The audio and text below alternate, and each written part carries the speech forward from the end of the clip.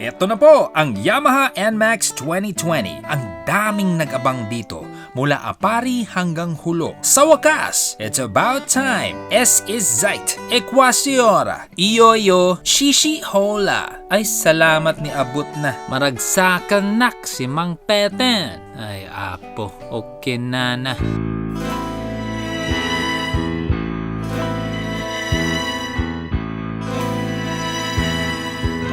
Sabi nila ako'y isang yakit na di dapat mabuhay sa daigdig. Tulad ng lahat ng negosyo, apektado din ang Yamaha Motor Philippines ng dahil sa coronavirus. At yung pag-launch din nila ng Nmax ay naurong ng naurong. Nakakatigang to para sa ilan at maraming nakabili na ng Nmax before the official launch. Ika nga, if there's a will, there's a way. Lalo na pag may stock.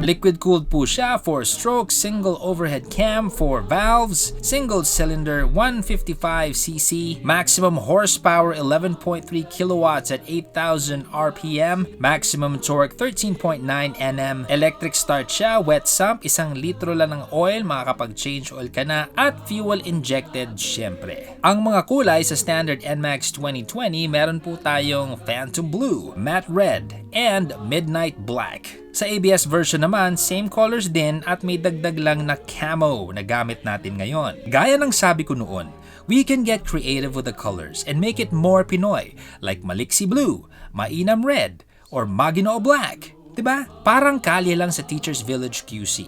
Pag nangyari yan, pwede pa maging tambayan ng Nmax ang Teachers Village.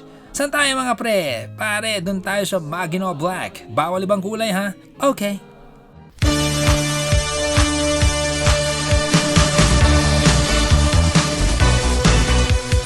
Sa handling ng Nmax 2020, sa mga nakaranas ng dating Nmax, happy to report po tayo na andoon pa rin yung dati niyang kilos na parang masigasig na action star sa daan. Madaling dalhin at liliko ng agad kung saan mo gusto. It's one of the selling points of the old Nmax and this trait is inherent with the new. Sabi mo sa akin, kailan pa kaya darating? Power and acceleration. Sa timbang kong 170 pounds, nakaabot tayo ng 125 kph. Biro-biro lamang ba? Ako nga'y tapatin mo na. Kung mahaba ang istorya. There you have it, Yamaha Nmax 2020. Before I discuss what is up with the 2020, didiscuss ko muna yung differences at yung luma. Okay? First up, yung bagong Nmax 2020, meron siyang USB socket charger. That can be found right over there. See it? So pwede mo i-charge yung mga gadgets mo or battery pack. Meron siyang hazard switch. The old one does not have that. Switch it like that, naka-hazard ka na. Like so. Like so. Like so. Sa brakes naman, dual channel ABS na itong Nmax na to. Of course, yung dating Nmax, the latter versions, nagkaroon din sila ng 2-channel ABS with extra cost, of course. Another difference between the old and the new would be yung utility box space niya. Yung bagong Nmax 2020, meron siyang 23.3 liters of space. The old one, nasa 23 liters lang siya. I know some of you would say it's negligible, pero napalaki pa rin nila. So to check that out, you gotta put it in the open position, then just press the seat button. You're gonna hear a click. And that's the space. Spring-loaded siya, so it's gonna stay in position like so, but it's not gonna snap open.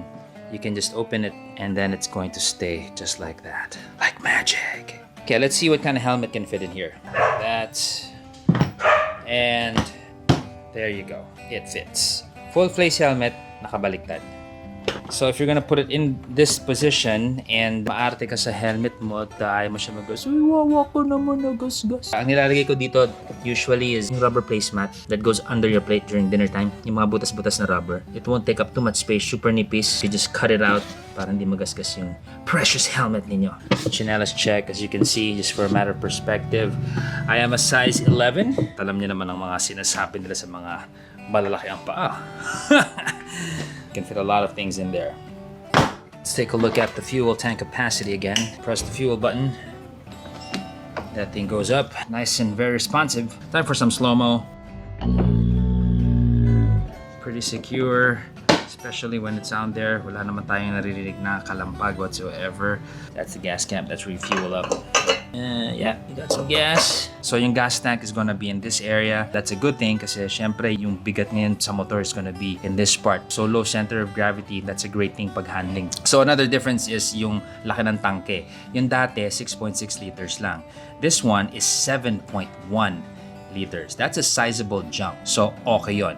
Bigger tank tayo ngayon. So another difference with the new Nmax and the old, the new one has the stop and start system. So makikita mo siya dito. Kung type mo yon, you can just hit A off. If you want it to be operating, you hit it on. So yung dating Nmax wala niyan. In terms of the headlight, itong update dito is just looks better than the old one. I like that whole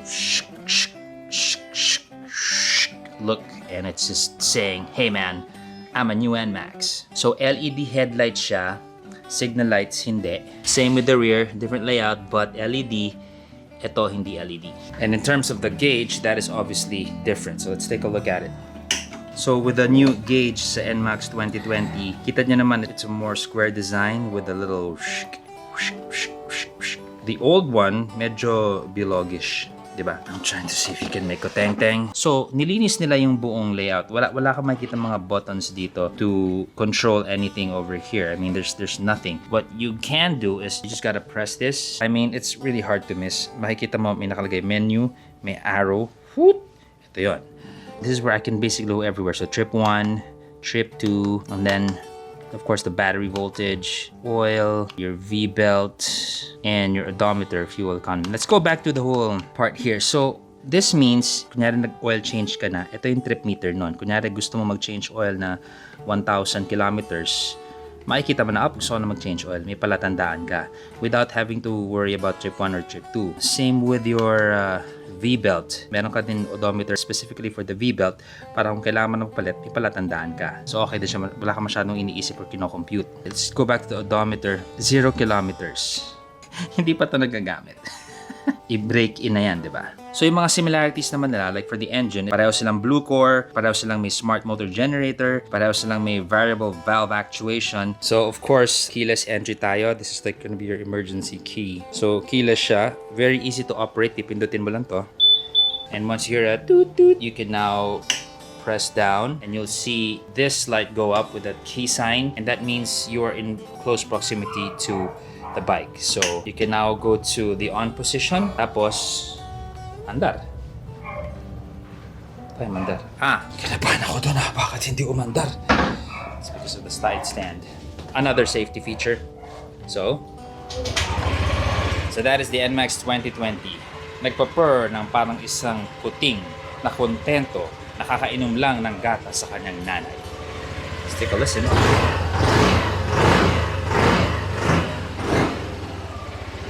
Okay, so let's talk about the bits and pieces of this automatic from Yamaha. One of the biggest, most successful series na ever na nilabas ng Yamaha. One of the most respected. Design-wise, unmistakable, especially by the side. Nang dahil dito sa partin to, ito yun eh. Ito yung nagpaka-Nmax dito. When you see this part, whether it's the old or the new one, I see that, you'll say, uy, Nmax. When you see it out in the front, uy, Nmax. So one of the things that sets the Nmax apart from everybody else, in fact, what sets this apart also from the other automatics ng Yamaha, is this whole chesty part over here.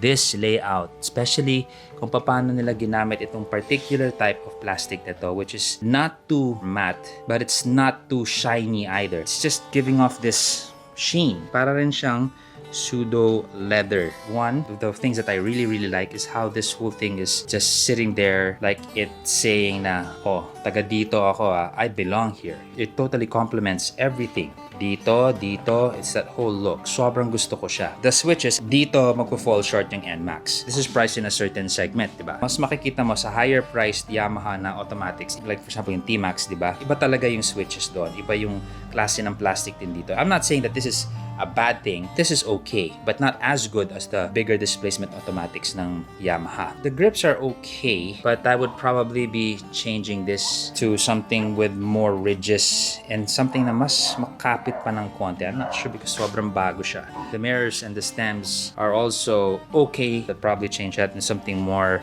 robust, probably mas makapal talaga. I really zone in on these little things, and I don't know, that's just me. Maarte ako sa side view mirror. On this part, you have this windscreen, and that's classic Nmax trademark. This whole color, I don't know kung nakikita nyo lang ngayon, but this is actually what they call camo. So hindi siya talaga itim. It's actually para siyang, well, it's camo green. Hindi siya army green. I think you can see the color here. Alam nyo, build quality with the Nmax series, it's pretty hard to fault.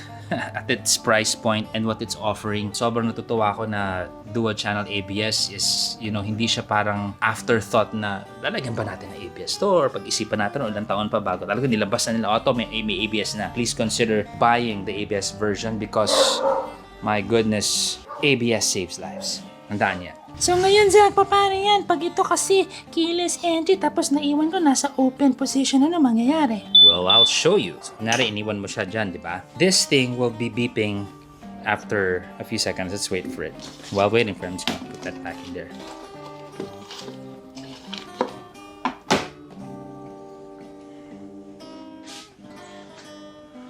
See? There's that sound. Reminding you na, dude, you left it in the open position. In fact, if you open your seat and leave it as such, meron din siyang tunog. See? So to solve that, just shut it and take the key with you. Of course, in the off position, di mo na mapipindot yan lahat. So, going back to our little charger port is, that is actually pretty deep, my size 11 chinelas. See, ang lalim mo, diba? Look. Oh, that's pretty deep. You can put a lot of things there. That's a Galaxy Note 9 with a full robust aluminum case. So, kasyang-kasya. In fact, I can still put my chinelas in there with my Galaxy Note 9. Our space here, tada, goes quite deep too. This is where you can put other things. You can put coins, money. Pwede rin kayo maglagay ng racing brand yung nasa pulang box. Mga baraha. Kasya din ang baraha dyan. Wallet mo. Pwede rin kasya dyan. Your papers can also fit there. Now, curiously enough, when I turn this thing off, this one, wala po siyang lock. So, wag kayong mag-iiwan dyan ng napaka-importanting bagay. Kasi, nabubuksan siya. Wala siyang lock. Kasi syempre may mga di maiwasan, may mga taong may mga masasamang intensyon, nakalimutan mo yung wallet mo dyan or what. Sa parking lot, they can easily open it up and just grab it, you know. Sobrang dali. So yan, ganyan lang oh. Kayang buksan. Meron akong advice though, syempre nakakaburat yung mga ganong kupal na tao ng mga magnanakaw. Number 1, huwag kang mag-iwan ng valuable dyan kasi wala kang magagawa. Number 2, to teach them a lesson, ang pwede mo gawin, kumuha ka ng saran wrap. Yung saran wrap, yung food wrap, tapos balutan mo to ng plastic. Tapos, lagyan mo ng ebs ng aso. Or, kung kaya mo, ebs ng tao. Diba? Para sa mga magnanakaw, pag dukot nila doon, parang, ano to? Ah! Ngayon, I just thought also right now na syempre sa buwisit ng tao niya, pwede niyang pahiran yung seat mo. Pero at least, ebs mo yun, diba? Eh siya, hinawakan yung ebs mo. Alam ka pa rin. Okay lang yan. So that's what the lights are. As you can see, very nice, ha? Ganda na ilaw, no? At pati dito, yan po ang ating taillights. Okay, so testingin natin yung brakes. Dahil wala si Manang. Those are the brakes, as you can see. So very responsive, ginagano ko lang siya. So tignan naman natin tong part na to. Ito ang tinatawag natin patungan ng paa. So that's my foot right there. Sakto. Now material is, I have this rubber going on here. So that's replaceable. Kapit naman siya sa paa. Okay then.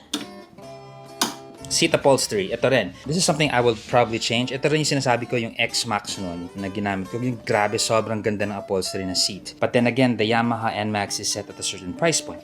So ito, hahabulin ko yung mala X-Max na upholstery. Yan, sobrang ganda yan. In terms of the foam, no questions asked. It's just like the old, super komportable. Ang sarap sa puwet. Even for the pillion, sa mahal mo sa buhay, masarap sa puwet. Okay siya. A lot of foam there too.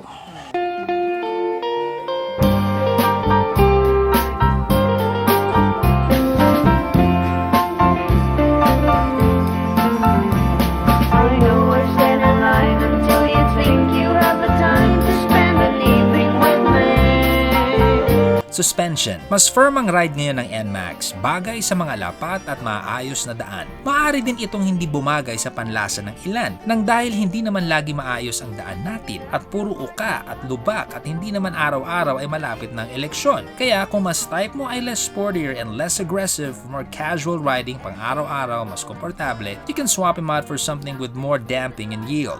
Easy fix. Sa larangan ng pagsipsip ng gasolina, in responsible walwal mode with angkas sometimes na may full gear din na dala, that's over 300 pounds of added weight right there. I hit 43.368 kpl. Gaya ng pinoint out ko noon, I have always preferred the acceleration of the Nmax over the Aerox. Mas may urgency ang alis dahil you have less resistance because the wheels are smaller. Siyempre, pag kargadong Aerox ang katapat, ibang usapan yon. Then again, pag kargadong Nmax naman din ang pinag-uusapan, iba rin ang alis nun. Basta stock sa stock, mas type ko yung skapo ng Nmax na parang teenager na nagmamadaling lumabas para makasama ang barkada sa isang makabuluhang samahan sa hapon. Okay, for now, the brakes. Honestly, di ko naaaksayahin panahon ninyo by doing a brake test sa village namin. There's nothing to show. Walang skid, harap likod, slamming on the brakes. And even though nasa bundok kami at much higher speeds, dual channel ABS just stopped the bike with absolute confidence, no fear.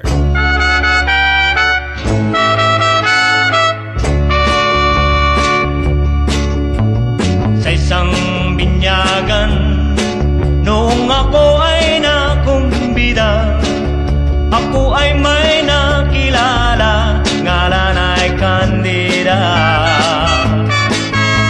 Sa pag-ride ko sa ginto ng alas 5 ng hapon, napagtanto ko na ang bandila ng kahusayan at reputasyon ng dating Nmax ay naipasa ng maayos sa bagong updated version nito. Marami ang nagmahal sa dating Nmax. At sa tingin ko, marami rin ang maaakit sa 2020 version nito. Mas lalo na ngayon na dumadami tayong mga riders. Oo, kung may naidulot na mabuti ang pandemyang dinaanan natin bukod sa pagsuri sa ating mga sarili, quality time sa mga mahal natin sa buhay, dumami tayong mga rider at dadami pa tayo hanggat tuluyan nang mawawala ang mga kotse sa balat ng lupa. Ito po ang bagong Nmax 2020. Okay na. Hanggang sa susunod na motor, eto po si Sir Zach. Ciao! Magarang bahay, ako ay sinalubong ng isang matanda. Ang akala ko, yun ang tatay niya, ngunit siya pala